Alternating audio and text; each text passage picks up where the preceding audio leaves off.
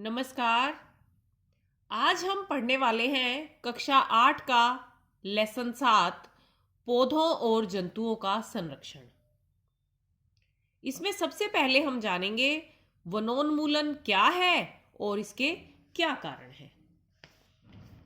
तपती दोपहर में जब एक पेड़ की छाया हमें मिलती है तो बहुत चैन, बहुत आराम मिलता है। इसी तरह वन भी हमारी जिंदगी के लिए बहुत ही आवश्यक होते हैं। लेकिन जनसंख्या वृद्धि के कारण आज भूमि का उपयोग अन्य कार्यों में होने लगा है, जिसके कारण वनों को काटा जा रहा है। वनों का काटा जाना उनका समूल नाश ही कहलाता है वनोन्मूलन। और जीवों के अस्तित्व के लिए वनोन्मूलन एक बहुत बड़ा खतरा बन गया है। वनों की कटाई क्यों की जा रही है, इसके कारण क्या हैं, इसकी वजह से क्या क्या दुष्प्रभाव हो रहे हैं, इसके बारे में हम विस्तार से जानेंगे। कृषि के लिए भूमि प्राप्त करना यह बहुत बड़ा कारण है वनोन्मूलन का। बढ़ती जनसंख्या के कारण खाद्य पदार्थों की अधिक मात्रा की आवश्यकता होती है। वनों को काट वहां खेती किया जाना वनोन्मूलन का एक बहुत बड़ा कारण है। कृषि भूमि का आवासीय भूमि और औद्योगिक भूमि में बदला जाना। बढ़ती जनसंख्या के कारण अधिक आवासीय भूमि और अधिक औद्योगिक भूमि की आवश्यकता, यह भी वनोन्मूलन का कारण बनती है। इसके अलावा फर्नीचर निर्माण और लकड़ी का ईंधन के रूप में इस्तेमाल होने के कारण भी वन काटे जा रहे हैं। कुछ प्राकृतिक आपदाएं जैसे दावानल यानी वनों और जंगलों में आग लग जाना और भीषण सूखा पड़ना, यह भी वनोन्मूलन का कारण है। वनोन्मूलन का सिर्फ हमारी जिंदगी ही नहीं, पूरी पृथ्वी पर, पूरे विश्व पर प्रभाव होता है। हम जानते हैं वृक्ष के नीचे हमें ठंडक प्राप्त होती है और वृक्ष हानिकारक गैसों को सोखकर पर्यावरण को साफ बनाते हैं।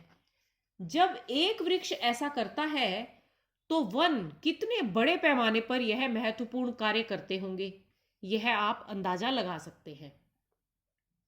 वनोन्मूलन के कारण पृथ्वी पर ताप बढ़ता है, प्रदूषण के स्तर में वृद्धि होती है, वायुमंडल में कार्बन डाइऑक्साइड का स्तर बढ़ता है, भूजल स्तर का निम्नीकरण हो जाता है, यानी भूमि में जल का स्तर नीचे गिर जाता है, वर्षा में कमी आती है, भूमि की उर्वरता में भी कमी आती है, बाढ़ और सूखे जैसी प्राकृतिक आपदाओं की संभावना बढ़ जाती है। कम वृक्षों का अर्थ है कम प्रकाश संश्लेषण, और कम प्रकाश संश्लेषण का अर्थ है कार्बन डाइऑक्साइड का कम उपयोग, क्योंकि पौधे प्रकाश संश्लेषण करते समय कार्बन डाइऑक्साइड का उपयोग करते हैं। क्योंकि आप जानते हैं कि वृक्ष जब अपना भोजन बनाते हैं यानी प्रकाश संश्लेषण करते हैं तो उन्हें कार्बन डाइऑक्साइड की आवश्यकता होती है और वे ऑक्सीजन छोड़ते हैं। जब वृक्ष कम होंगे तो कार्बन डाइऑक्साइड कम खर्च होगी, यानी कार्बन डाइऑक्साइड का स्तर बढ़ जाएगा और यह कार्बन डाइऑक्साइड पृथ्वी को एक कंबल की तरह घेर लेती है, जिससे पृथ्वी से ऊष्मा बाहर नहीं जा पाती और इसी कारण विश्व उष्णन होता है। इस ताप वृद्धि से जल चक्र का संतुलन भी बिगड़ता है और वर्षा दर में कमी आती है और सूखा पड़ता है।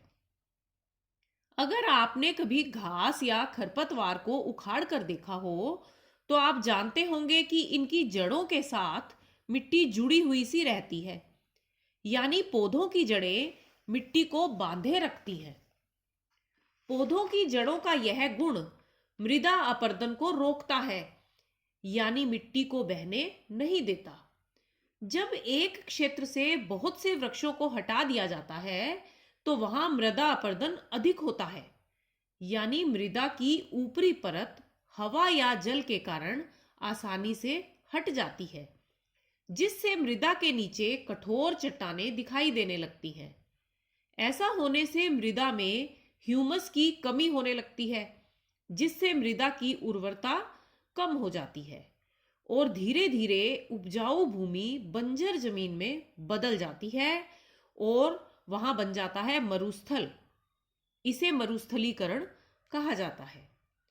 वनोन्मूलन होने पर मृदा की जल धारण क्षमता कम हो जाती है, जिससे भूमि की अंतःस्रवण क्षमता पर भी विपरीत प्रभाव पड़ता है। अंतःस्रवण का अर्थ है जल का भूमि में नीचे की ओर रिसना। वनोन्मूलन के कारण मृदा की जल धारण क्षमता व अंतःस्रवण क्षमता पर विपरीत प्रभाव पड़ने के कारण बाढ़ आने की संभावना बढ़ जाती है। वनोन्मूलन के दुष्प्रभावों में आज इन दुष्प्रभावों को हमने बहुत विस्तार से जाना। आज के लिए इतना ही। धन्यवाद।